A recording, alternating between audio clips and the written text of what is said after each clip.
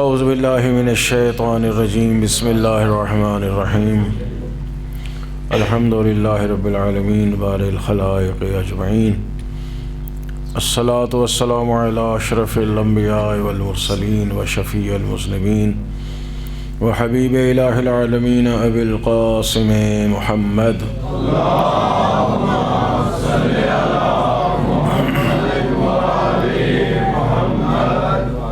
وأهل بيته الطيبين الطاهرين المعصومين المظلومين ولعنة الله على أعدائهم أجمعين أما بعد فقد قال رسول الله صلى الله عليه وآله وسلم فاطمة بضعة مني صلوات بھیجنے محمد وآل محمد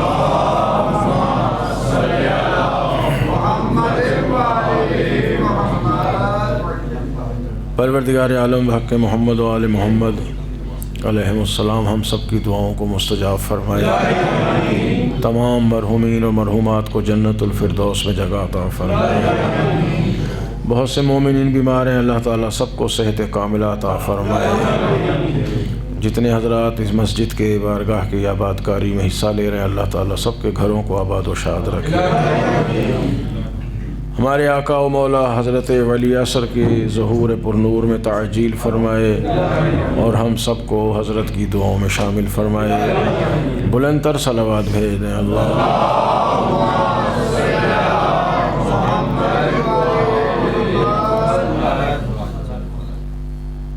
ایام جناب سیدہ کے ایام ہیں، صلی اللہ علیہ وسلم۔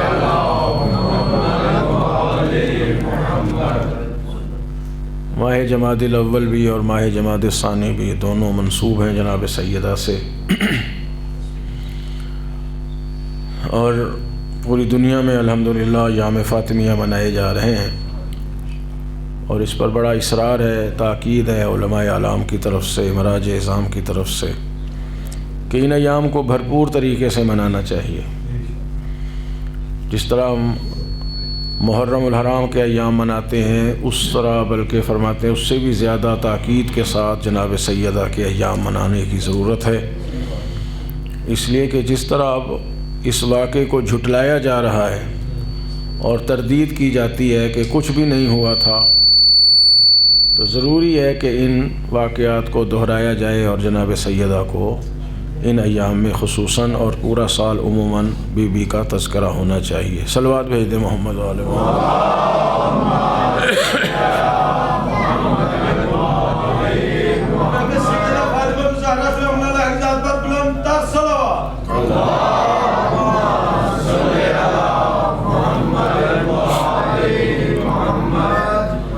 دیکھیے، حقیقت یہ ہے کہ ان ذوات مقدسہ و مطہرہ معصومین علیہم السلام کے بارے میں ہماری معرفت بہت ہی کم ہے، بلکہ نہ ہونے کے برابر ہے، اس لیے کہ بس چند واقعات ہی دہرائے جاتے ہیں، فضائل میں بھی اور مصائب میں بھی۔ تو معرفت حاصل کرنے کی ضرورت ہے کہ ان شخصیات کی، ان ذوات مطہرہ کی زندگی کیسے گزری۔ دیکھیں، ہم ناقص پیدا ہوئے ہیں، سارے انسان ہم لوگ ناقص پیدا ہوئے ہیں، اور اس لیے پیدا ہوئے ہیں کہ کامل بنے۔ ناقص پیدا ہی اللہ نے ہمیں اس لیے کیا، ناقص یعنی روحانی اعتبار سے ہم ناقص ہیں، جسمانی طور پہ تو اللہ نے الحمدللہ کامل بنایا ہے، لیکن روحانی اعتبار سے، فکری اعتبار سے، سیرت اور کردار کے اعتبار سے ہم ناقص پیدا ہوئے ہیں، اور پیدا اس لیے ہوئے ہیں کہ کامل بنے، تاکہ اللہ تعالیٰ کے ہاں جو مقام ہے انسان کا، ایک مومن کا، وہ مقام ہم حاصل کر سکیں۔ اور انسان، کامل انسان اسی دنیا میں بن سکتا ہے، عمل کے اعتبار سے، کردار کے اعتبار سے۔ یہ دنیا ہے جہاں اللہ تعالیٰ نے ہمیں کامل کرنا ہے، بشرطے کہ ہم کامل ہونا چاہیں، چونکہ جبر تو وہ کرتا نہیں ہے۔ اگر اس نے زبردستی کرنی ہوتی، جبر کرنا ہوتا، اپنے ارادے سے کرنا ہوتا، تو سارے انسانوں کو ملائکہ سے بھی بہتر بنا دیتا، لیکن سزا اور جزا انسان کے ارادے پر ہے۔ انسان اگر ارادہ کرے کہ میں نے فرشتوں سے بھی اعلیٰ بننا ہے تو معصوم فرماتے ہیں بن جائے گا، اور اگر انسان کا ارادہ یہی ہے کہ میں نے تو یہی حیوانوں والی زندگی گزارنی ہے تو وہ حیوانوں سے بدتر بھی ہو جائے گا۔ یہ سب انسان کے ارادے پر چھوڑا ہوا اللہ تعالیٰ نے، مگر چاہتا یہی ہے کہ یہ انسان ناقص کامل ہو کے میری بارگاہ میں آئے، اور اس کا اللہ تعالیٰ نے انتظام بھی کیا ہے۔ انبیاء اسی لیے بھیجے، رسول اسی لیے بھیجے، اور شریعتیں اسی لیے نازل فرمائیں، کتابیں اسی لیے بھیجی ہیں، صحیفے اسی لیے نازل کیے ہیں کہ یہ انسان کامل ہو جائے۔ اور اس کے بعد ہم اکثر مجلسوں میں سنتے رہتے ہیں، بیان ہوتا ہے کہ پھر نبوت کے بعد اللہ تعالیٰ نے امامت کا سلسلہ رکھا ہے، اور وہ بھی عصمت کے ساتھ کہ نمونہ عمل ہمارے سامنے ایک معصوم کردار ہونا چاہیے۔ اگر وہ کردار ہی معصوم نہیں ہوگا تو ناقص انسان ناقص ہی رہے گا، کبھی کامل نہیں ہو سکتا۔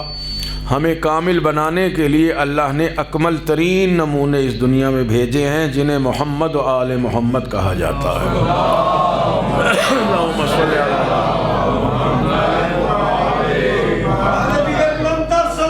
اللہم صلی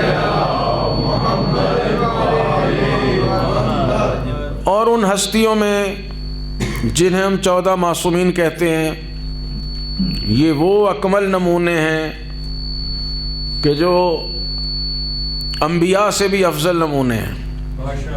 جناب آدم سے لے کر حضرت عیسیٰ تک بھی ان کی کمال کی منزل میں ان کا مقابلہ نہیں کر سکتے۔ صلوات بھیج دیں گے ٹھیک ہی ہو جائے۔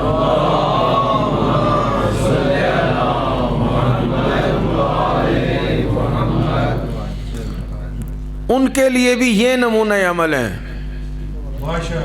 جیسا کہ پہلے بھی پچھلی مجلس میں بھی عرض کیا تھا کہ معصوم فرماتے ہیں سبحنا و سبحت الملائکہ بتسبیحنا، ہم نے اللہ کی تسبیح کی تو ملائکہ نے ہماری تسبیح سے تسبیح کرنا سیکھی۔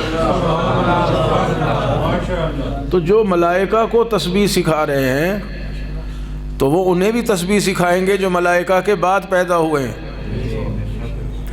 انبیاء کرام۔ یہ ان کے لیے بھی مشعل ہدایت ہیں۔ اور ان ذوات مقدسہ و مطہرہ میں آپ دیکھیں کہ 14 میں اللہ نے 13 وہ معصوم ہیں جو مرد بن کے آئے ہیں، اور ایک بی بی ہیں جو مرکز عصمت و طہارت فاطمہ الزہرا صلی اللہ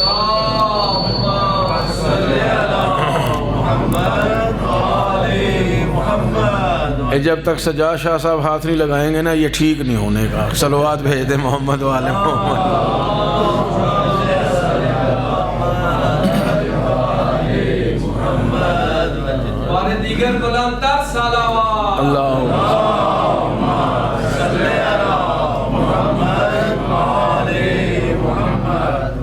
توجہ فرما رہے ہیں۔ تو جناب سیدہ صلوات اللہ علیہا کی ذات وہ ذات والا صفات ہے کہ اللہ نے 14 میں ایک خاتون کو بھیجا ہے، اور وہ ایک خاتون ایک طرف اور 13 معصوم حضرات محترم وہ ایک طرف۔ اور دیکھیں خاتون 3 اہم رشتے ہیں بی بی کے، جو بھی خاتون ہے وہ بیٹی ہے، وہ زوجہ ہے، وہ ماں ہے، اہم یہی ہے۔ تو 3 دن یہ سلسلہ ہے تو ہم چاہتے ہیں کہ جناب سیدہ کی سیرت کو دیکھیں، ان کی تاریخ زندگی، ان کے نمونہ عمل وہ ہمارے لیے کس طرح ہیں، اور باوجود یہ کہ وہ خاتون ہیں وہ صرف خواتین کے لیے ہی نمونہ عمل نہیں ہیں، بلکہ امیر المومنین کے بعد ہر امام نے یہ فرمایا کہ لی فی ابنت رسول اللہ اسوۃ حسنہ، کہ ہمارے لیے رسول اللہ کی دختر سب سے احسن نمونہ عمل ہیں۔ تو جو بی بی امام حسین سے لے کے حضرت ولی اثر تک جیسے معصومین کے لیے نمونہ عمل ہو، تو وہ ہمارے لیے، ہم جیسے ناقص انسانوں کے لیے کتنی اعلیٰ و عرفہ نمونہ حیات ہوں گے۔ جناب سیدہ صلوات اللہ علیہا کی ذات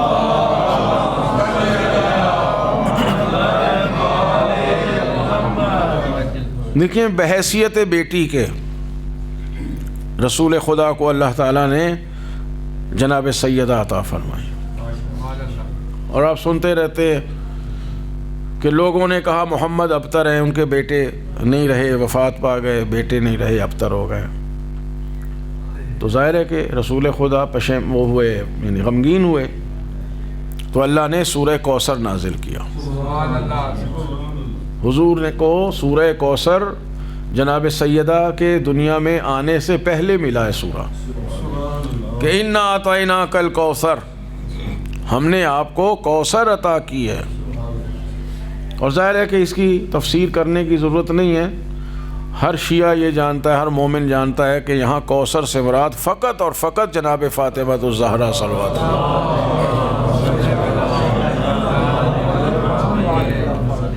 اس لیے کہ اللہ نے کہا ہے کہ اِنَّ شَانِئَکَ هُوَ الْأَبْتَرُ، کہ بے شک تمہارا دشمن ابتر ہے.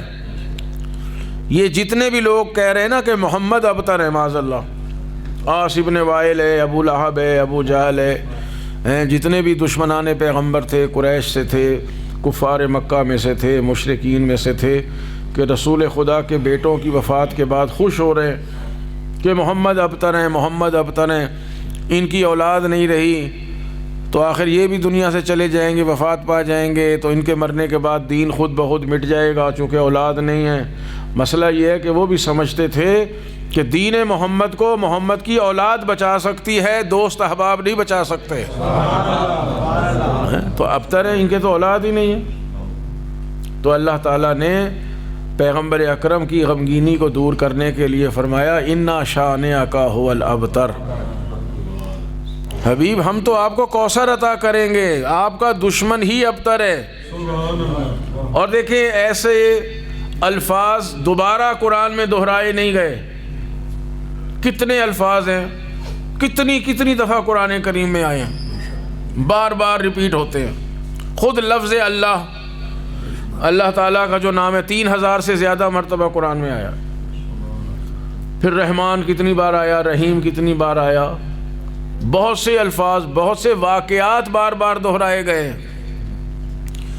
اللہ تعالیٰ کے پاس لفظوں کی کمی نہیں ہے، وہ الفاظ کا خالق ہے، جیسے چاہے لفظ خلق کر سکتا ہے، جتنے چاہے الفاظ بنا سکتا ہے. وہ محتاج نہیں ہے، اس کے پاس ذخیرہ الفاظ کی کمی نہیں ہے، اس لیے کہ وہ ذخیرے نہیں کرتا، وہ خلق کرتا ہے. وہ کن فیکون کا مالک ہے، جیسے چاہے الفاظ خلق کر دے. مگر اللہ تعالیٰ نے ہماری ذہنیت کے اعتبار سے الفاظ کو دہرایا ہے کہ ہمارے پاس سمجھنے کی جتنی صلاحیت ہے اتنے الفاظ اللہ تعالیٰ نے استعمال فرمائے اور بار بار دہرائے ہیں. اور ہر جگہ جہاں دہرائے گا ایک نیا معنی اور مفہوم ہوگا. ایک ہی معنی پر اللہ تعالیٰ لفظوں کو نہیں دہراتا. مثلا بسم اللہ الرحمن الرحیم اگر 114 مرتبہ آیا ہے تو بسم اللہ کا مفہوم بھی 114 بار الگ الگ ہوگا، ایک ہی مفہوم نہیں ہوگا. یہ قرآن کریم کی فصاحت و بلاغت ہے. تو یہ الفاظ جو دہرائے جاتے ہیں یا واقعات جو قرآن کریم میں دہرائے جاتے ہیں وہ ہماری ذہنی سطح کے لحاظ کو کر کے دہراتا ہے کہ ان کے ذہنوں میں یہ بات اس طرح بیٹھ جائے جیسے میں چاہتا ہوں. مگر سورہ کوثر میں 14 لفظ ہیں، کل 14. قرآن کریم کا مختصر ترین سورہ ہے اور بہت ہی الفاظ کم ہیں، لیکن لفظوں میں سب سے مختصر ہے. مفاہیم میں دیکھیں تو سارے قرآن پر محیط نظر آتا ہے. اور پھر اللہ تعالیٰ نے اپنے حبیب کو کیا کچھ نہیں دیا، کیا کون سا فضیلت کا مقام ہے جو اللہ تعالیٰ نے رسول خدا کو نہیں دیا. کوئی سوچ سکتا ہے کہ جی فلاں مقام رسول کو نہیں ملا. یعنی آپ یوں کہیں کہ 1,23,999 انبیاء کو جو اللہ نے فضائل و کمالات عطا فرمائے ہیں ان سب سے بڑھ کے رسول خدا کو عطا فرمائے، مگر کہیں بھی اللہ تعالیٰ نے احسان نہیں جتایا. مگر یہ کوثر ایسا عطیہ خداوندی ہے کہ فرما رہا ہے انا اعطیناک الکوثر، حبیب ہم نے تو آپ کو کوثر عطا کی ہے۔ اور کہیں قرآن میں لفظ اعطیناک نہیں آیا، اور جمع کے صیغے کے ساتھ۔ اور آپ جانتے ہیں کہ اللہ تعالیٰ جہاں اپنی قدرت پہ ناز اور فخر کرتا ہے وہاں جمع کا لفظ اپنے لیے استعمال کرتا ہے کہ ہم نے آپ کو کوثر عطا کی ہے۔ اور پھر دیکھیں کسی عہدے اور منصب اور فضیلت کو دیکھے اللہ نے یہ نہیں کہا حبیب ہم نے تمہیں خاتم الانبیاء بنایا ہے تو شکرانے میں نماز پڑھو، ہم نے تمہیں مقام شفاعت دیا ہے تو شکرانے میں نماز پڑھو، قربانی دو، ہم نے تمہیں قرآن جیسی عظیم نعمت دی ہے تو شکرانے میں نماز پڑھو، ہم نے یہ دیا ہے تو شکرانہ ادا کرو، یہ دیا ہے تو شکرانہ نہیں۔ مگر جب کوثر عطا فرمائی تو وہی خدا جو اپنے نبی کو کہتا ہے کہ اے میرے حبیب ساری رات کھڑے ہو کے عبادت نہ کیا کر، اپنی عبادت کو کم کر دے، وہی خدا فاطمہ دے کے کہہ رہا ہے فصل لربک وانحر، اس شکرانے میں نماز بھی پڑھ اور قربانی بھی دے۔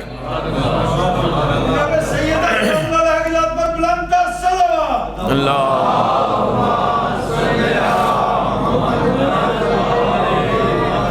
جو عطا کر کے پروردگار شکرانے میں نماز پڑھنے کا اور قربانی دینے کا حکم دے رہا ہے اپنے حبیب کو، تو اس بی بی کے متعلق اللہ تعالی ہمارے اوپر کتنی چیزیں فرض کر دے گا، اور ہم ان کی بارگاہ میں سوائے ہدیہ صلوات کے اور کچھ بھی پیش نہیں کر سکتے۔ صلوات بھیجیں اللہ۔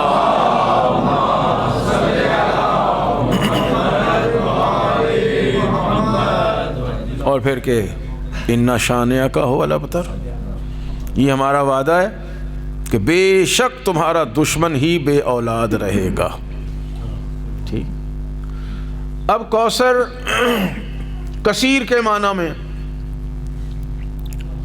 کثیر یعنی ہم نے تمہیں اولاد کثیر عطا کی۔ باقی جو اقوال ہیں مفسرین کے وہ میں چھوڑ رہا ہوں کیونکہ دہرائے ہوئے ہیں ساری باتیں۔ اولاد کثیر، اور اس سورے کے بعد دیا کیا؟ ایک بیٹی۔ وہ ابتر کے جناب وہ عرب جو تھے وہ بعض لوگ کہتے ہیں 4 بیٹیاں تھیں، میں تو آپ کو پتہ اختلافی بات ہی نہیں کرتا ہوں، 4 ہوں تو ہمیں کیا اعتراض، نہیں ہے تو وہ کیوں اصرار کر رہے ہیں؟ بھائی اگر رسول اللہ کی 4 بیٹیاں ہیں تو ہم تو 4 کا احترام کریں گے، اور اگر ایک ہی بیٹی ہے تو پھر ساری بات ایک ہی بیٹی پر ہوگی۔ تو اگر بیٹیاں تھیں تو وہ ابتر کیوں کہتے تھے؟ بیٹے ہی فوت ہوئے تھے نا۔ جو سرکار کی بیٹیاں تھیں جو لکھا ہے لوگوں نے، تو بیٹیاں تو فوت نہیں ہوئی تھیں، وہ ساری مدینے آ کے فوت ہوئی ہیں۔ اور بی بی بعثت کے 5ویں سال دنیا میں آئی ہیں۔ لکھا کہ ان کی 3 بڑی بہنیں اور موجود تھیں، تو جب بہنیں موجود تھیں حضور کی بیٹیاں تھیں تو ابتر کیوں کہتے تھے؟ صاحب اولاد تو تھے۔ تو کہنے لگے کہ جی بات یہ ہے کہ یہ آپ کے لیے تھوڑی باتیں ہیں، یہ تو اوروں کے لیے باتیں ہوتی ہیں، کہ عرب جو تھے وہ بیٹیوں کو اپنی اولاد نہیں سمجھتے تھے، وہ صرف بیٹوں کو اپنی اولاد سمجھتے تھے۔ جن کے ہاں بیٹیاں ہو جاتی تھیں انہیں وہ لاولد ہی سمجھتے تھے، اور بیٹیوں کو ظاہر ہے وہ زندہ بھی دفنا دیتے تھے۔ تو اگر وہ بیٹیوں کو اولاد نہیں سمجھتے تھے تو ان کا منہ بند کرنے کے لیے اور پیغمبر سے ابتر کا معاذ اللہ داغ دھونے کے لیے اللہ کو چاہیے تھا بیٹا دیتا، اور اگر نبی مانگتے تو نہ دیتا۔ جو حضرت ابراہیم علیہ السلام کو 80-90 سال کی عمر میں 2 بیٹے دے رہا ہے، جو جناب یحییٰ کو، جناب زکریا کو اس بڑھاپے میں یحییٰ جیسا فرزند دے رہا ہے، وہ اپنے حبیب کو مانگے یا بنا مانگے بیٹا نہیں دے سکتا تھا۔ اور پھر دیا بھی آخر میں۔ جناب خدیجہ کے بعد جتنی بھی شادیاں 12 کی یا 11 کی، اولاد نہیں ہوئی۔ لوگ کہہ سکتے تھے یا کہا ہوگا، ممکن ہے کیونکہ اب کہنے والوں کی زبان تو پکڑی نہیں جا سکتی، کہ جی بوڑھے ہو گئے ہیں، جسمانی اعتبار سے اب اولاد پیدا نہیں کرا سکتے ہیں، طاقت نہیں ہے۔ مگر اللہ نے 60 سال کی عمر میں جناب ماریہ قبطیہ سے ایک بیٹا دے کے فرمایا میں دے بھی سکتا ہوں۔ جو ابراہیم کو 80-90 سال کی عمر میں دے سکتا ہے وہ اپنے حبیب کو 60 سال کی عمر میں بیٹا دے سکتا اور دیا.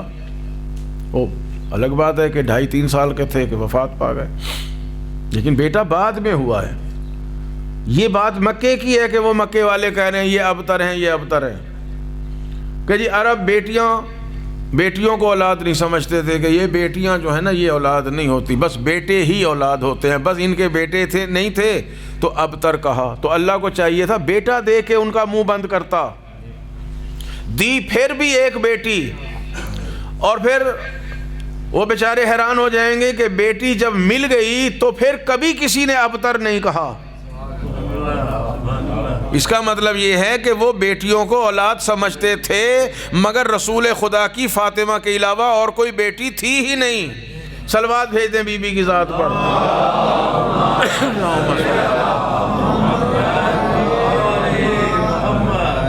لے پالک ہونا اور بات.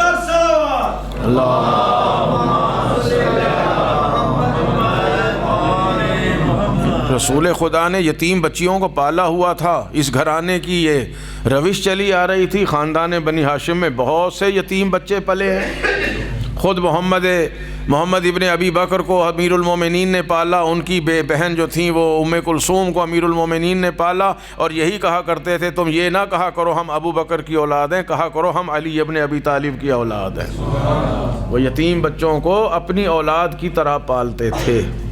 یہ خاندان بنی ہاشم کا اس عرب میں یہ ایک بڑا مقام تھا. تو بہرحال تو یہ سورہ دے کے اللہ نے جناب سیدہ فاطمہ الزہرا صلوات اللہ علیہا کو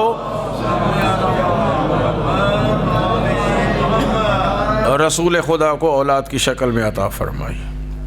اور بعثت کے 5ویں سال 5 سال اعلان رسالت کو گزر چکے تھے، تب جناب سیدہ اس دنیا میں تشریف لائی. 2 سال کی تھیں تو شیب ابی طالب کا واقعہ پیش آ گیا کہ سارے قریش نے، سارے کفار اور مشرکین مکہ نے بنی ہاشم کا بائیکاٹ کیا اس بات پر کہ محمد مصطفیٰ نے ایک نئے دین کا اعلان کر رکھا ہے. اور وہ اقتصادی بائیکاٹ تھا. لین دین ختم، نہ انہیں کوئی چیز بیچیں گے، نہ ان سے کوئی چیز خریدیں گے، نہ تعلق داری رکھیں گے، نہ میل جول رکھیں گے. ایک طرح کا بالکل بائیکاٹ اور کٹ آف کر دیا.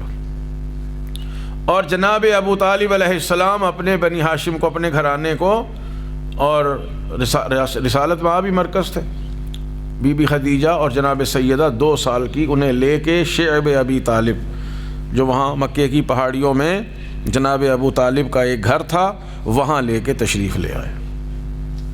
اب دیکھیں رسول خدا کتنی عمر کے ہیں؟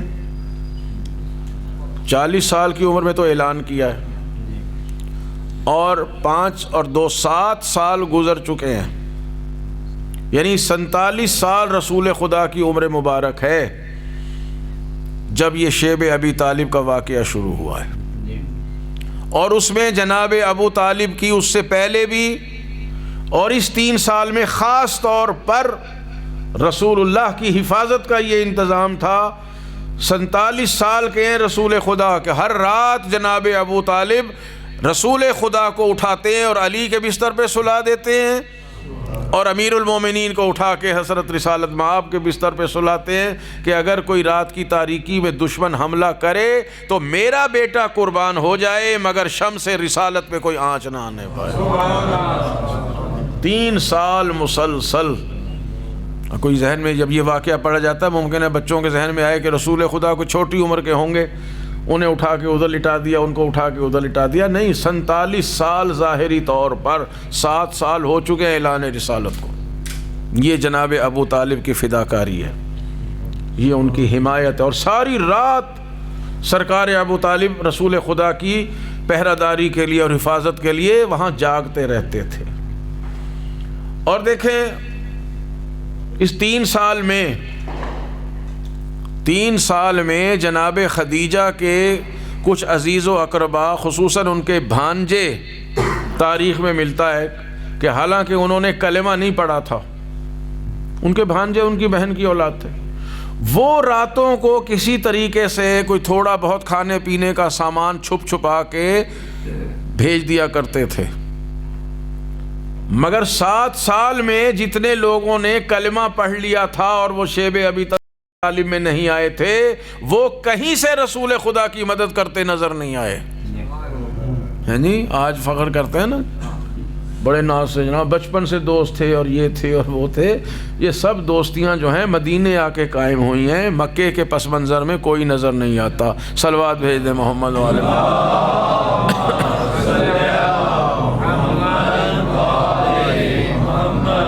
گھبرا تو نہیں رہے ہیں جی باتوں؟ تو یہ 3 سال میں یہ عالم پیش آیا ہے کہ کھانے کو کبھی کچھ مل گیا، کچھ کبھی نہ ملا. پتے، کھجوروں کے پتے، وہاں سوائے کھجوروں کے اور ہوتا ہی کیا تھا. اور خود رو جڑی بوٹیوں کو، ان کو جڑوں سے نکال کے، تاریخ کہتی ہے ان کو ابال کے یہ بچوں کو دیا جاتا تھا اور یہی کچھ کھایا پیا جاتا. سخت ترین حالات اس شیب ابی طالب میں گزرے.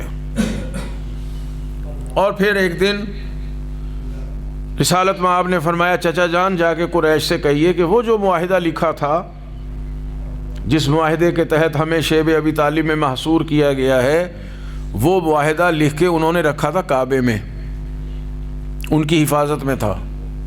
کہ سارے کاغذ کو دیمک کھا گئی ہے، صرف اللہ تعالیٰ کا نام باقی ہے. انہیں کہیں جا کے دیکھ لیں، اگر میں سچا ہوں تو میری نبوت پر ایمان لے آئیں، اور اگر معاذ اللہ میرا کہنا سچ ثابت نہ ہوا تو پھر جیسے ہم یہاں محصور ہیں محصور ہی رہیں. جناب ابو طالب جب شیب ابی طالب سے نکلے تو ابو جہل اور ابو لہب جیسے سردار جو تھے وہ جو سامنے آئے اور کہا کہ ابو طالب تم باہر کیوں آ گئے؟ فرمایا میرا بھتیجا یہ کہہ رہا ہے اور میرا بھتیجا کبھی جھوٹ نہیں بولتا. کیا ایمان ہے جناب ابو طالب کا. پھر کہتے ہیں جی کلمہ نہیں پڑھا. جنہوں نے کلمہ پڑھا انہیں شک پہ شک گزرتے رہے. وہ بعض واقعات میں کہتے تھے یا رسول اللہ اگر کوئی گواہ ہے تو گواہ لے کے آئیں، مگر ابو طالب نے نہ کبھی شک کیا ہے، نہ کبھی گواہ طلب کیا، نہ کبھی معجزہ طلب کیا ہے. فرمایا میرا بھتیجا محمد کہہ رہا ہے اور میرا بھتیجا کبھی جھوٹ نہیں بولتا کہ جو معاہدہ لکھ کے رکھا تھا اس کاغذ کو جا کے دیکھ لو، دیمک چاٹ گئی ہے، صرف اس کے اللہ کا نام اس پر باقی ہے. انہوں نے کہا اگر ایسا ہوا تو ہم بائیکاٹ ختم کر دیں گے. فرمایا جا کے دیکھ لو. اب جو انہوں نے جا کے دیکھا، سوائے اللہ تعالیٰ کے نام کے سارے کاغذ کو دیمک کھا گئی تھی. تو وہاں سے بائیکاٹ ختم ہوا. 2 سال وہ، 3 سال اس کے اندر، 5 سال. اب جو شیب ابی طالب سے باہر آئے ہیں تو جناب سیدہ کی عمر مبارک ہے 5 سال. اور شیب ابی طالب سے باہر آنے کے کچھ ہی دنوں بعد جناب ابو طالب کی رحلت بھی ہو گئی اور جناب خدیجہ کی رحلت بھی ہو گئی. اور اب رسالت میں آپ اپنے چچا سے بھی محروم ہو گئے اور اپنی فداکار زوجہ سے بھی محروم ہو گئے. ٹھیک ہے. اور اس سال کا نام رکھا عام الحزن، یعنی غم کا سال. ہم چند دن غم مناتے ہیں، لوگوں کو برداشت نہیں ہوتا. رسول اللہ کی سنت میں تو پورا سال غم منانے کی سنت موجود ہے. اور پھر دیکھیں لوگ کہتے ہیں جی اگر ابو طالب مسلمان نہیں تھے تو حضور نے جنازہ کیوں نہیں پڑھایا. یہ بڑا سوال کیا جاتا. میڈیا پر بھی جناب یہ کلپ بھرے پڑے. تو بھائی جنازہ تو جناب خدیجہ کا بھی نہیں پڑھایا، اس لیے کہ جنازے کا حکم ہی نہیں آیا تھا. خداوند عالم نے قرآن کریم میں فرمایا حبیب میرے حکم آنے سے پہلے تم جلدی نہ کرو. یعنی نہ قرآن پڑھنے میں جلدی کرو، یعنی قرآن سنانے میں. جب میرا حکم، جبرائیل کیا کہتا تھا؟ یہی کہتا تھا یہ سورت سنا دو، یہ آیتیں سنا دو، یہ آیتیں سنا دو. ورنہ سارا قرآن تو شب قدر میں سرکار دو عالم پہ نازل ہو چکا تھا. اسی لیے خدا نے کہا میرے حکم کے آنے سے پہلے تم نے جلدی نہیں کرنی. تو جب نماز جنازہ کا حکم ہی نہیں آیا تھا، یہ مدینے آنے کے بعد آیا ہے، تو پھر وہ جنازے کا جب حکم ہی نہیں آیا تھا تو وہ جناب ابو طالب اور بی بی خدیجہ کا جنازہ کیسے پڑھا دیتے. بہرحال تو اب جب جناب خدیجہ اس دنیا سے گئیں تو جناب سیدہ کی عمر مبارک ہے 5 سال.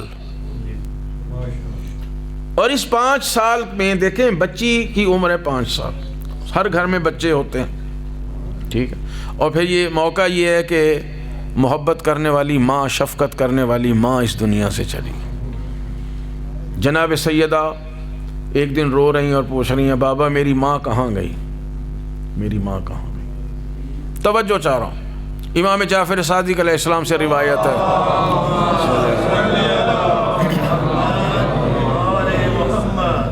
امام فرماتے ہیں جناب سیدہ نے رو رو کے پوچھا بابا میری ماں کہاں گئی، میری ماں کہاں گئی؟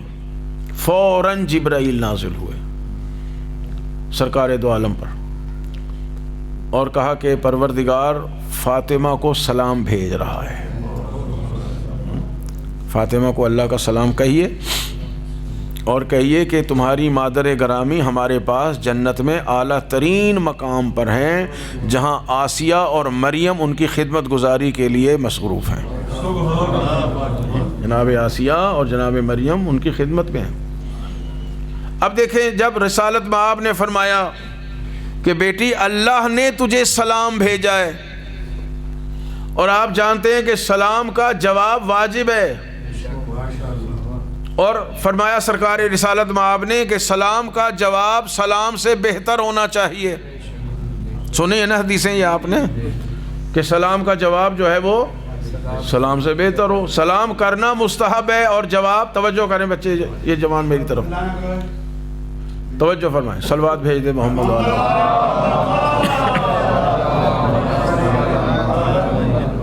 میں آپ کے لیے تو پڑھ رہا ہوں، سلام کا جواب واجب اور جواب سلام سے بہتر ہونا چاہیے۔ اب عزیزو سلام کس نے بھیجا ہے؟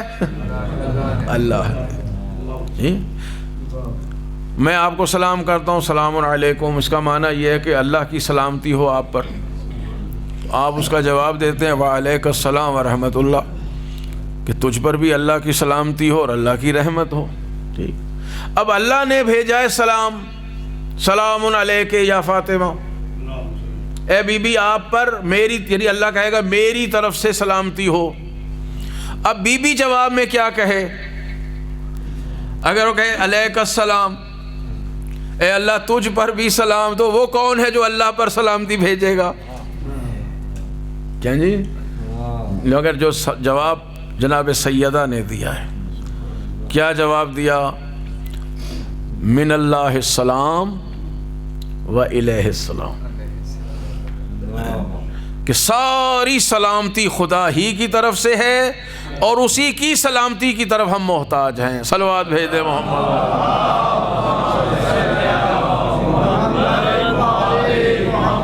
اب بتائیں اس سے بہتر کیا جواب ہو سکتا ہے؟ یہ جناب سیدہ کے علمی مراتب کو ظاہر کر،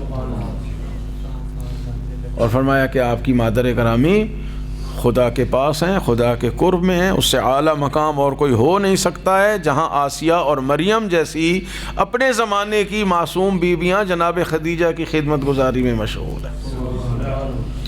عرض کرنے کا مقصد یہ ہے کہ جناب سیدہ 5 سال کی عمر مبارک میں بحیثیت بیٹی کس طریقے سے جناب سیدہ نے رسالت مآب کی حفاظت کی ہے۔ آپ یوں کہیں کہ اب حفاظت میں فاطمہ ابو طالب بن گئی ہیں، امیر المومنین کا تو اپنا مقام ہے۔ اور پھر دیکھیں جس طرح جناب خدیجہ گھر کے اندر رسالت مآب کی دلجوئی کرتی تھیں، کفار سے، مشرکین سے، خدا جانے رسالت مآب کیا کیا سن کے آتے تھے، غمگین ہو کے آتے تھے، زخمی ہو کے آتے تھے، پاؤں میں کانٹے چبھے لہو لہان ہو کے آتے تھے، جناب خدیجہ دلداری دیتی تھی۔ سرکار فرماتے ہیں کہ میں خدیجہ کو دیکھ کے اپنے غم بھول جایا کرتا تھا، اور بعین ہی اسی طرح رسالت مآب فرماتے ہیں کہ میں تبلیغ سے تھکا ہارا زخمی حالت میں جب گھر آتا تھا، فاطمہ زہرا کے چہرے کو دیکھ کر اپنی ساری تکلیفیں بھول جاتا تھا اور مزید توانائی کے ساتھ اگلے دن تبلیغ دین کیا کرتا تھا۔ گویا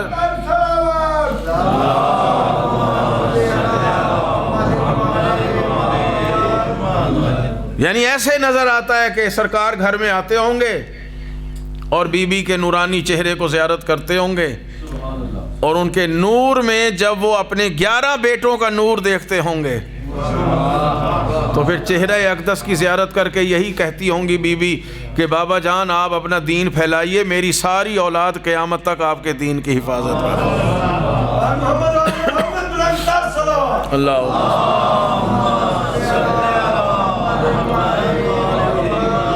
ایک دن عبداللہ ابن مسعود اس کے راوی ہیں، ایک دن خانہ کعبہ میں رسالت میں آپ نماز پڑھ رہے ہیں، اور آپ جانتے ہیں کہ 7 سال تک یہ 7 سال اعلان رسالت کے بعد کی بات ہے۔ معصوم فرماتے ہیں 7 سال تک روئے زمین پر یا محمد مصطفیٰ اللہ کو سجدہ کرتے تھے یا علی ابن ابی طالب سجدہ کرتے تھے، اور کوئی مرد نہیں تھا کہ خانہ کعبہ میں رسالت مآب اور علی علیہ السلام کے ساتھ شامل ہو کے نماز پڑھتے، سجدہ خالق کرتے۔ یہ دونوں بھائی کیا کرتے تھے، اور ابو طالب حفاظت کرتے تھے، نہیں وہ حفاظت پہ مامور۔ اور کبھی کبھی جناب خدیجہ وہ بھی خانہ کعبہ کے پاس آ کے شامل ہو جاتی یا گھر میں نماز پڑھا کرتی، بہرحال لیکن یہ دونوں بھائی 7 سال تک، حضور کی اپنی حدیث ہے کہ 7 سال تک اعلان رسالت کے بعد کی بات ہے، اس سے پہلے بھی یہی عبادت کیا کرتے تھے، غار حرا میں ظاہر عبادت ہی کرنے جاتے تھے، کہ 7 سال تک زمین سے آسمان کی طرف یا میری عبادت گئی ہے یا میرے بھائی علی ابن ابی طالب کی عبادت گئی۔ یہ دونوں محترم بھائی نماز پڑھ رہے ہیں، عبداللہ ابن مسعود راوی ہیں کہ ابو جہل نے، اور آپ کو بچوں کو کہہ رہا ہوں یاد رکھیں، ابو جہل کو جب زخمی کر دیا تھا بدر میں تو سرکار دو عالم نے جناب عبداللہ ابن مسعود سے کہا تھا تو جا کے اس کا سر کاٹ لے، کیونکہ وہ بہت توہین کرتا تھا۔ عبداللہ ابن مسعود عاشق علی ابن ابی طالب تھے، یہ ان اصحاب باقر وفا میں سے ہیں جو امیر المومنین علیہ السلام کے عاشقوں میں سے تھے، اور بڑے معتبر صحابی ہیں اور معتبر راوی ہیں، اور سارا انہوں نے درس تفسیر بھی امیر المومنین سے ہی سیکھا ہے۔ تو ابو جہل ان کی بڑی توہین کرتا تھا۔ ابو جہل نے جب پیغمبر اکرم اور امیر المومنین کو نماز پڑھتے دیکھا تو کہا کہ کسی کو کہا کہ فلاں شخص نے اپنا اونٹ نہر کیا ہے، اس کی اوجڑی لا کے محمد کے اوپر ڈال دو۔ تو وہ خبیث گیا اور وہاں سے لا کے اس نے وہ گندگی جو تھی رسول اللہ کی پشت مبارک پہ ڈال دی۔ عبداللہ کہتے ہیں مجھے غصہ بہت آیا مگر میں اکیلا کچھ کر نہیں سکتا تھا، ان سے ڈرتے تھے، ظاہر ان کے پاس طاقت تھی۔ یہ جلدی سے گئے جناب خدیجہ کے گھر جہاں رسالت مآب اور بی بی رہتی تھی۔ خدیجہ فوت ہو گئی تھی، اب گھر میں یا نبی تھے یا جناب سید، اور یہ گھر صفا پہاڑی کے اور خانہ کعبہ کے درمیان تھا۔ جو لوگ ماشاءاللہ گئے، اللہ سب کو لے کے جائے، وہ اب مسجد الحرام کے اندر آ گیا، لیکن اس وقت یعنی نزدیک ہی تھا، زیادہ دور نہیں تھا۔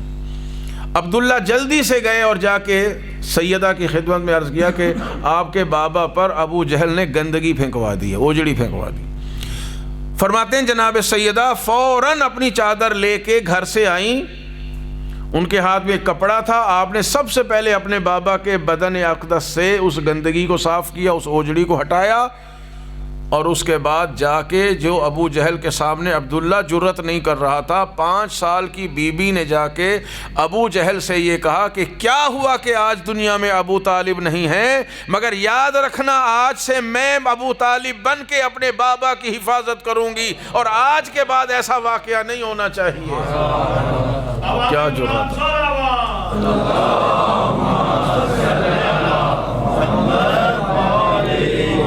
کیا جرت ہے جناب سیدہ میں، کیا شجاعت ہے جناب سیدہ میں۔ امیر المومنین کی شجاعت اپنی جگہ پر، مگر یہ جناب سیدہ کی شجاعت ہے، اور اس کے بعد کہیں تاریخ میں کوئی واقعہ نہیں ملتا کہ ابو جہل نے کوئی ہوجڑی سرکار دو عالم پر گروائی ہو۔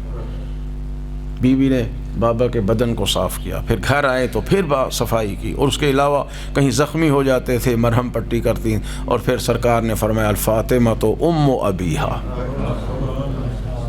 فاطمہ ام ابیہا ہے۔ یہ بالکل اسی طرح جیسے ایک ماں اپنے بچے کی حفاظت کرتی ہے، خیال رکھتی ہے، یہ فاطمہ اسی طرح میرا خیال رکھتی ہے۔ فاطمہ تو بضعۃ منی، فاطمہ میرا ٹکڑا ہے، فاطمہ میرا جز ہے۔ عزیزان محترم، جو حکم کل کا ہوتا ہے وہی جز کا ہوتا ہے۔ قرآن کل ہے، 114 سورے اس کا جز ہیں، ہر آیت اس کا جز ہے۔ ایک آیت بھی خدا نہ کرے کم ہو جائے تو قرآن ناقص ہو جائے گا۔ جو حکم کل کا ہے وہی جز کا ہے۔ جتنا احترام پورے قرآن کا ہے وہی احترام قرآن کے ایک ایک لفظ کا ہے۔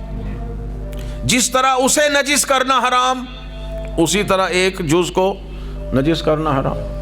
جیسے ایک جز کو جھٹلانا حرام ہے، ویسے پورے قرآن کو جھٹلانا حرام۔ جس نے قرآن کے ایک لفظ کو جھٹلا دیا گویا اس نے پورے قرآن کو جھٹلا دیا۔ حضور فرما رہے ہیں میں کل ہوں، فاطمہ میرا جز ہے۔ جو فاطمہ کو جھٹلائے وہ فاطمہ کو نہیں جھٹلا رہا، پورے کل محمد مصطفیٰ کو جھٹلا رہا۔ جس نے فاطمہ کی بے احترامی کی اس نے رسالت مآب کی بے احترامی کی، جس نے فاطمہ سے دشمنی کی اس نے رسالت مآب سے دشمنی کی، جس نے جناب فاطمہ کو خوش کیا اس نے خدا کو خوش کیا۔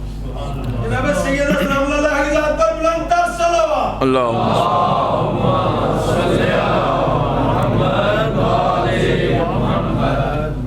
اور پھر دیکھیں کہ سرکار رسالت مآب نے ہی فرمایا ہے، سنی شیعہ سب نے لکھا ان حدیثوں کو، اور اس میں ظاہر رسالت مآب کا وہ مقام ہے کہ وحی کے بغیر بولتے نہیں، وحی کے بغیر کوئی کام نہیں کرتے، ہر آن متصل ہیں پروردگار کے وحی سے، یعنی ان کی پروردگار کی منشا سے۔ اور فرما رہے ہیں کہ ان اللہ یرضا برضا فاطمہ، اللہ راضی ہوتا ہے فاطمہ کے راضی ہونے سے۔ جس سے فاطمہ زہرا راضی ہیں یقیناً اس سے خدا راضی ہے۔ وَيَغْضِبُ بِغَضَبِهَا، اور فاطمہ کے ناراض ہونے سے خدا ناراض ہوتا ہے۔ جس سے فاطمہ ناراض، پھر وہ یہ نہ سمجھے کہ ہم رسول اللہ کے بڑے قریب بیٹھا کرتے تھے، رسول اللہ کے ساتھ بڑی دوستیاں لگایا کرتے تھے، رسول اللہ کے فلاں قریبی طور پر ہم تھے۔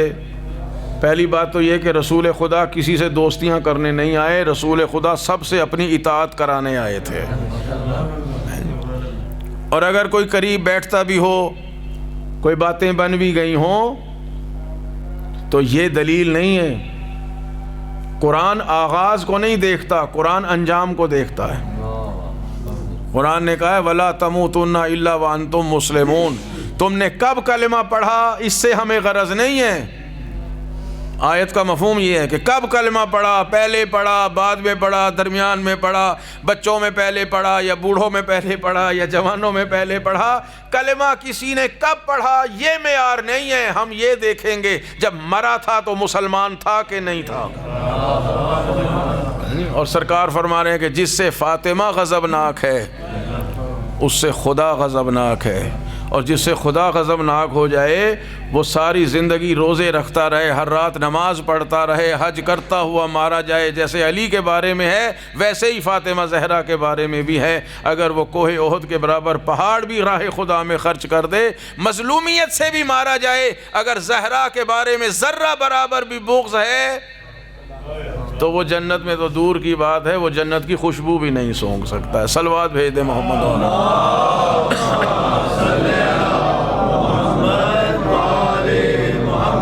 اب گزارش یہ ہے، بس آخری بات یہ ہے کہ اللہ نے آخر بیٹا کیوں نہیں دیا؟ بیٹا دے دیتا، اِنَّا أَعْطَيْنَاكَ الْكَوْثَرَ جو کہا ہے تو بیٹا دیتا، بیٹی دی۔ اس کی وجہ آپ سب سمجھتے ہیں۔ جس کو رسول خدا نے دنیا کے سامنے بھی محبت کا اظہار کر کے دکھایا، جس سے محبت دکھائی اور امت کو بتایا یہ مجھ سے ہے میں اس سے ہوں، حسن مجھ سے ہے میں حسن سے ہوں، حسین مجھ سے ہے میں حسین سے، علی مجھ سے ہے میں علی سے ہوں، فاطمہ میرا ٹکڑا ہے، فاطمہ میرا جز ہے، فاطمہ میری آنکھوں کی ٹھنڈک ہے۔ اٹھ کے دکھایا کہ میں کسی کے احترام میں نہیں کھڑا ہوتا مگر فاطمہ کے احترام میں کھڑا ہوتا ہوں۔ ہے جی، امت نے اسی کو انتہائی مظلومیت سے شہید کیا ہے، یہودیوں نے نہیں، ہندوؤں نے نہیں، عیسائیوں نے نہیں۔ جتنے بھی رسول اللہ کے اقربا تھے، ان کے گھرانے کے، ان کے اہل بیت کے افراد تھے، اور وہ مخصوص اصحاب جو رسول خدا کے مخصوص اصحاب جو اہل بیت سے محبت اور عشق رکھتے تھے، انہیں کافروں نے نہیں مارا، کلمہ گویوں نے مارا ہے۔ ابو ذر کو کسی کافر نے نہیں مارا، مقداد کو کسی کافر نے نہیں مارا، جناب عمار یاسر کو کسی کافر مشرک نے نہیں مارا۔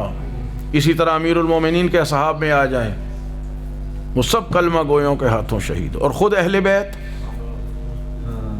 سارے اہل بیت کو کسی کافر نے نہیں مارا، کسی مشرک نے نہیں مارا، امت محمد نے مارا۔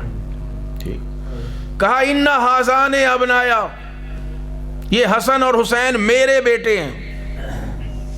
بیٹی کے بیٹوں کو فرمایا میرے بیٹے ہیں۔ قرآن کی نص نے بھی، آیت مباہلہ نے بھی کہا یہ نبی کے بیٹے ہیں۔ تو امت نے کیا سلوک کیا؟ وہ مظلومیت امام حسن کی اور وہ مظلومیت امام حسین کی۔ تو اللہ تعالیٰ اگر اپنے نبی کو صلبی بیٹا دے دیتا تو یہ امت اس بیٹے کے ساتھ بھی یہی سلوک کرتی جو حسن اور حسین کے ساتھ کیا گیا۔ خدا کی قسم مسجد میں کہہ رہا ہوں، آپ تحقیق کیجئے، حسن اور حسین علیہ السلام پر ظلم ہوا ہی اس لیے کہ یہ نبی کے بیٹے ہیں۔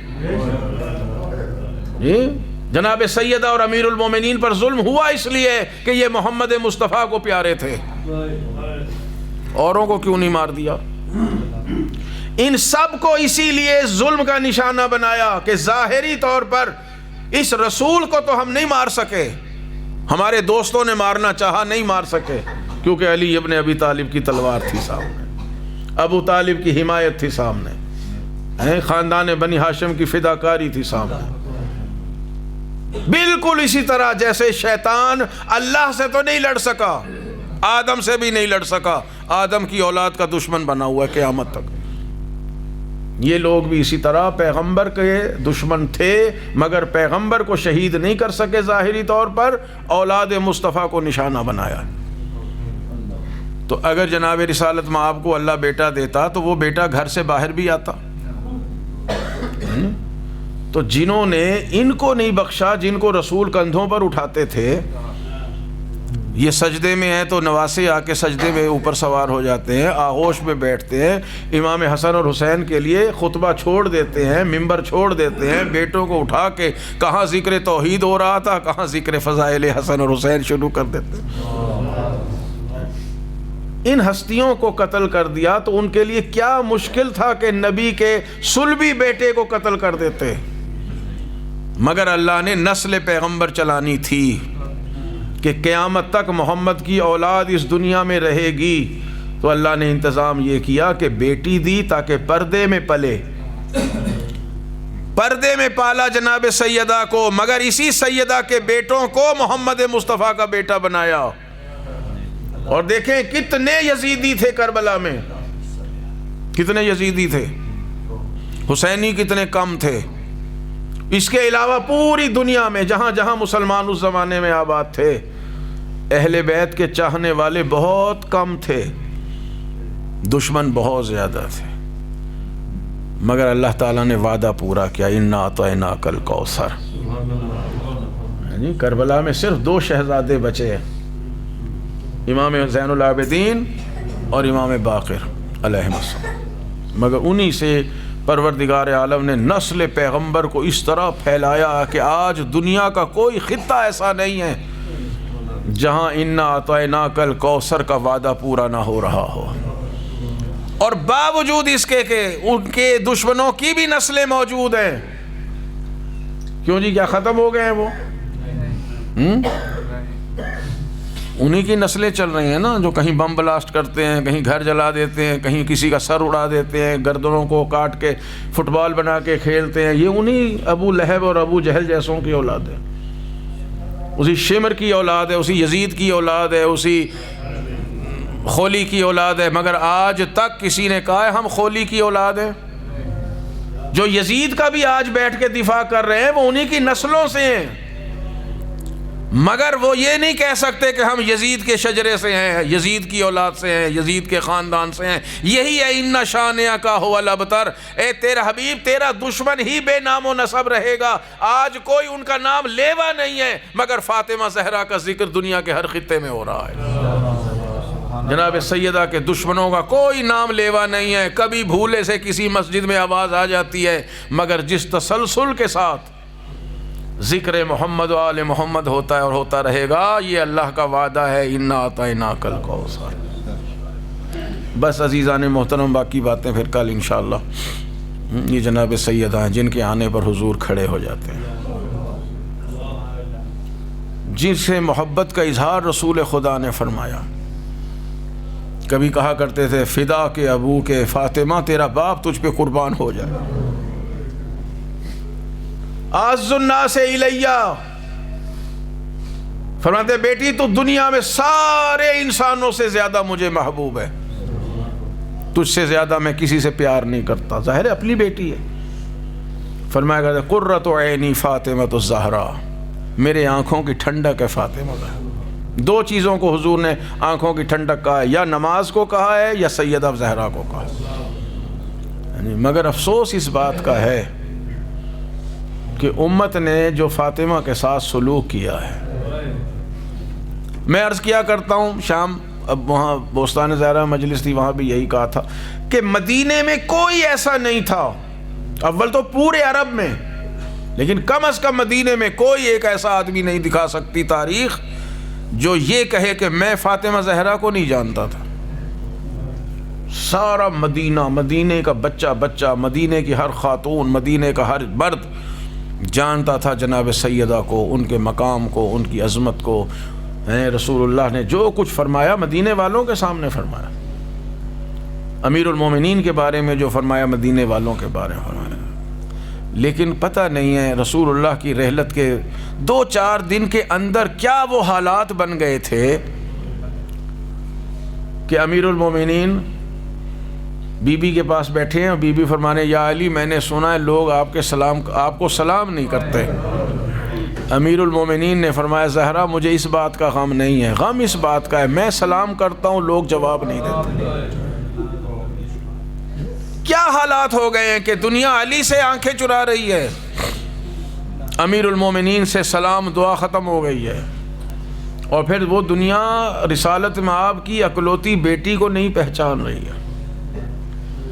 اور وہ عالم ہے کہ جس دروازے پر آیت تطہیر نازل ہونے کے بعد مفسرین نے اس آیت کے ذیل میں لکھا ہے کم از کم 6 مہینے، کسی نے لکھا ہے 7 مہینے، کسی نے لکھا ہے 9 مہینے، اور بعضوں نے لکھا جب تک رسول خدا زندہ رہے ہر نماز کے وقت ہر مسلمان نے دیکھا، کیونکہ بی بی کا دروازہ مسجد نبوی کے اندر کھلتا تھا، سرکار رسالت مآب چوکھٹ زہرا کو پکڑ کے کہا کرتے تھے السلام علیکم یا اہل بیت النبوہ، پھر آیت تطہیر پڑھتے تھے، پھر کہتے تھے الصلاۃ کہ نماز کا وقت ہو گیا۔ یعنی سنت پیغمبر ہو گئی، اور سنت متواترہ، سنت مؤکدہ، سنت متکثرہ، کثرت کے ساتھ لوگوں نے دیکھا کہ چوکھٹ کو تھام کے کہہ رہے السلام علیکم یا اہل بیت النبوہ، یعنی اہل بیت نبوت کو سلام کرنا سنت متواترہ ہے رسول خدا کی۔ جس چوکھٹ پر رسالت میں آپ کھڑے ہو جائیں، افسوس اس بات کا ہے وہاں لکڑیاں جمع کی جائیں اور وہاں ایک ملعون آ کے دھمکی دے ہمارے مجرم اس گھر کے اندر ہیں انہیں باہر بھیجا جائے۔ امیر المومنین بھی آنا چاہتے تھے دروازے پر، سیدہ نے روکا کہ میں جواب دوں گی، میرا تو حیا کریں گے، میں دختر رسول ہوں۔ دیکھیے بی بی کے ذہن میں تو یہ ہے نا، وہ علم کیا ہونے والا ہے وہ ایک الگ بات ہے، لیکن ظاہر ہے حجت تمام کرنا ہوتی ہے کہ میں جاؤں گی، میں رسول کی بیٹی ہوں، میرے لیے رسول کھڑے ہو جاتے تھے، میرے دروازے پر رسول سلام کرتے تھے، یہ میرا حیا کریں گے۔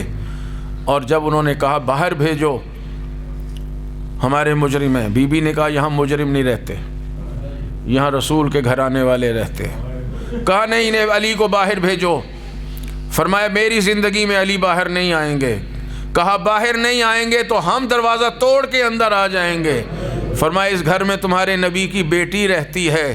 جو جواب دیا ہے، بی بی کو بہت رلایا اس جواب نے، کہا رہتی ہے تو رہا کرے۔ اجرکم علی اللہ، جزاکم رب۔ بس عزیزو، دروازے کو آگ لگائی گئی۔ شبلی نعمانی نے الفاروق میں لکھا ہے، کئی دفعہ آپ نے سنا ہوگا، شبلی نعمانی لکھتا ہے، انڈیا کا رائٹر تھا، انڈیا کا عالم تھا، کہ دروازہ جلایا نہیں، صرف دھمکی دی تھی۔ تو وہیں ہندوستان کے قدیم علماء نے اس کو جواب دیا، شبلی یہ بتا، چلو دھمکی دی تھی نا، دھمکی کسے دی تھی؟ مدینے کے کسی عام عورت کو دھمکی نہیں دی تھی، لخت دل رسالت میں آپ کو دھمکی دی تھی۔ جس کی ناراضگی کو رسول برداشت نہیں کرتے، اس بی بی کو دھمکی دی تھی۔ جس دروازے پر جبرائیل اور ملک الموت رک جاتا ہے احترام میں، اس بی بی کو دھمکی دی تھی۔ مگر سلیم ابن قیس ہلالی لکھتے ہیں کہ نہیں، آگ لگائی گئی تھی، آگ اٹھتی لوگوں نے، مدینے کے لوگوں نے دیکھی ہے۔ دروازہ جلا، دروازہ جل رہا ہے، اور لکھتے ہیں علماء نے لکھا ہے کہ دروازے میں لوہے کی ایک میخ تھی۔ اچھا، دروازے کون سے کیسے لکڑی کے ہوتے تھے؟ یہ ہمارے دروازوں جیسے دروازے تھوڑی ہوتے تھے، معمولی کھجور کے پتوں سے جیسے چٹائی بنی ہوتی ہے اس طرح کے دروازے ہوتے تھے۔ صرف پردہ داری ہوتی تھی، صرف یہ کہ پردہ رہے۔ اب آپ خود اندازہ لگا سکتے ہیں کتنی دیر لگی ہوگی، اس میں جو 2-4 پھٹیاں ہوں گی اور درمیان میں کھجور کی چٹائی مانند چیز ہوگی۔ وہ دروازہ جلا، کتنی دیر لگی ہوگی؟ اس آگ میں وہ میخ گرم ہو چکی تھی۔ جب اس دروازہ جلتا ہوا گرا نا، بی بی حیرت سے کھڑی ہیں، یہ وہی لوگ ہیں جو میرے بابا پر کلمہ پڑھتے ہیں، میرے بابا پر سلام پڑھتے ہیں، یہ ہمارے اوپر نماز میں درود پڑھتے ہیں، اور آج میرے دروازے کو جلا رہے ہیں۔ بی بی حیرت سے کھڑی، اور جلتا ہوا دروازہ جب بی بی کے بدن اطہر پہ گرا، وہ لوہے کی میخ جو گرم ہو چکی تھی وہ بی بی کے سینے میں پیوست ہو گئی۔ اور عزادارو، وہ اس طرح دروازہ جلتا ہوا گرا کہ بی بی فوراً آوازیں بلند کرتی ہیں، یا فضت و خزینی، فضا آؤ مجھے تھامو، میرا محسن شہید ہو گیا ہے۔ بس عزادارو، خدا جانے علماء نے بڑی بڑی باتیں لکھی ہیں کہ جب وہ اندر آئے اور امیر المومنین کو اسیر کر رہے ہیں، بی بی اپنا غم بھول گئی ہیں، اپنا دکھ بھول گئی ہیں، محسن کی شہادت بھول رہی ہیں۔ امیر المومنین کے پٹکے میں ہاتھ ڈالا، پٹکا کمر میں باندھا جاتا تھا، پٹکے میں ہاتھ ڈالا اور کہا خلو ابو الحسن، ابو الحسن کو چھوڑ دو، خدا کی قسم میں علی کو دربار میں نہیں لے کے جانے دوں گی۔ اس ظالم نے اپنے غلام کنفس سے کہا علی کا دامن فاطمہ کے ہاتھوں سے چھڑایا جائے۔ اس کے پاس ایک کوڑا تھا، اس نے اس طرح جناب زہرا کے ہاتھ پہ مارنا شروع کر دیا کہ مولا کا دامن بی بی سے چھوٹ گیا، اور مولا کو لے کے گئے دربار میں۔ جب مولا کو دربار میں لے کے گئے، ادھر خدا جانے جناب سیدہ کا کیا عالم ہے، مگر امیر المومنین نے بتایا، اشارہ کیا، سلمان جلدی سے میرے گھر جاؤ اور جا کے کہو بی بی علی کہہ رہے ہیں کہ امت کے لیے بد دعا نہ کرنا، آپ کے بابا کو میں نے وعدہ کیا تھا کہ بد دعا نہیں کروں گا، ورنہ آثار غضب الہی دیکھ رہا ہوں۔ جناب سلمان آئے اور آ کے کہا بی بی امیر المومنین کہہ رہے ہیں کہ آپ نے بد دعا نہیں کرنی۔ یہاں عالم کیا ہے، بی بی اپنے حجرے میں ہے، بی بی نے بال کھول دیے بد دعا کے لیے، بس زہرا کے بال کھولنا تھا کہ مولا نے آثار غضب خدا دیکھے تو سلمان کو بھیجا، کہا بی بی علی کہہ رہے ہیں بد دعا نہیں کرنی۔ جناب سیدہ فرماتی ہیں سلمان جا کے علی سے کہو علی کا حق غصب کیا میں نے صبر کیا، میرا حق غصب کیا میں نے صبر کیا، میرا محسن شہید کر دیا میں نے صبر کیا، میرے دروازے کو جلایا میں نے صبر کیا، مگر اب جو علی کو لے کے دربار میں چلے گئے ہیں اب مجھ سے صبر نہیں ہو سکتا۔ جناب سلمان نے دست بست عرض کی بی بی مولا یہ بھی فرما رہے ہیں بی بی صبر کیجئے، علی نے آپ کے بابا سے وعدہ کیا تھا کہ یا رسول اللہ ہر مقام پہ صبر کروں گا، کہیں امت کے لیے بد دعا نہیں۔ الہی و ربی و سیدی و پروردگار اس ذکر کو قبول فرما، تیری خوشنودی کے لیے سب کچھ کہا گیا ہے پروردگار، اس کا جتنا بھی اجر اور ثواب ہے وہ حاجی اسلم صاحب اس مجلس کے بانی اور دیگر جتنے بھی شرکاء ہیں بانی ہیں، آپ سب بانی ہیں پروردگار، سب کے نام اعمال میں درج فرما۔ تمام حاضرین اور میرے مرحومین اور جناب حاجی اسلم صاحب کے جتنے بھی مرحومین ہیں، اس خانوادہ کے جتنے مرحوم ہیں، خصوصاً جناب مولانا صادق حسین صاحب مرحوم علی اللہ مقام ہو، ان کو اس کا ثواب عطا فرما۔ پروردگار تمام مرحومین کو اعلی علیین میں جگہ عطا فرما، ہم سب کو بھی مرنے کے بعد جوار جناب سیدہ میں جگہ عطا فرما۔ پروردگار سب کی مغفرت فرما، تمام حاضرین کی دعاؤں کو مستجاب فرما۔ بہت سے مومنین و مومنات بیمار ہیں، اللہ تعالیٰ سب کو صحت کاملہ عطا فرمائے۔ حاجی فیض صاحب کے بیٹے کو صحت کاملہ عطا فرمائے۔ ایک بچہ ہے، اس کے دماغ میں پانی کا بتایا گیا، آپریشن کا کہا ہے، اللہ تعالیٰ اس کو صحت کاملہ عطا فرمائے۔ جو مقروض ہیں ان کے قرض ادا فرما، مومنین کے رزق میں برکت اور وسعت عنایت فرما۔ پروردگار جو بے گناہ اسیر ہیں ان کو رہائی عطا فرما، ہمارے ملک پر اپنی رحمتیں نازل فرما، عالم اسلام اور مقامات مقدسہ کی حفاظت فرما، علماء اعلام، مراج اعظام، رہبر معظم، مومنین کرام دنیا میں جہاں کہیں ان کی حفاظت فرما۔ ہم سب کو جناب سیدہ کی اس قبر کی جو غائب ہے، پروردگار ہمیں زیارت عطا فرما، اور روز قیامت ہمیں جناب سیدہ کے عزاداروں اور محبوں میں شمار فرما، ان کی شفاعت سے بہرہ مند فرما۔ ہمارے آقا، ہمارے مولا، ہمارے ولی نعمت حضرت حجت کے ظہور میں تعجیل فرما، اور ہم سب کو مولا کی دعاؤں میں شامل فرما۔ ربنا تقبل منا انک انت السمیع العلیم، آمین یا رب العالمین، بحق محمد و آلہ وصحبہ۔